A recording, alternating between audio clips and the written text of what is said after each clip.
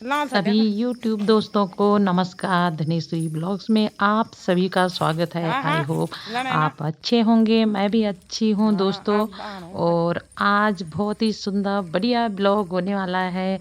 सुबह मॉर्निंग का टाइम है, सुंदर बढ़िया ठंडा ठंडा, बहुत अच्छा लग रहा है। इस टाइम बारिश का मौसम भी है दोस्तों।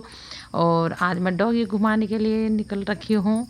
और मेरे को रास्ते में बहुत सारे डॉगी मिले और साथ में मोंकी भी मिले, गाय मिली, बछड़ी। बहुत अच्छा लगा आज सुबह सुबह। मेरे को बहुत बढ़िया लगा क्योंकि मुझे बहुत सारी जानवर मिले। और दोस्तों आगे आगे देखते रहिए आप, बहुत ही सुंदर ब्यूटीफुल ब्लॉग होने वाला है।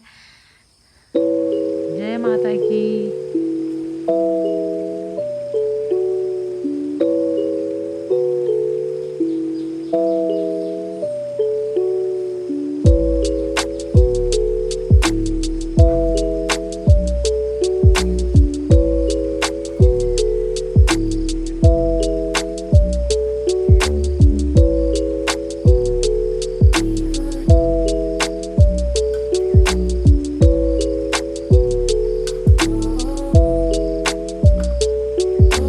It helps the speaker lead his audience into the scene he describes by creating an imaginary picture. Usually it's something that moves.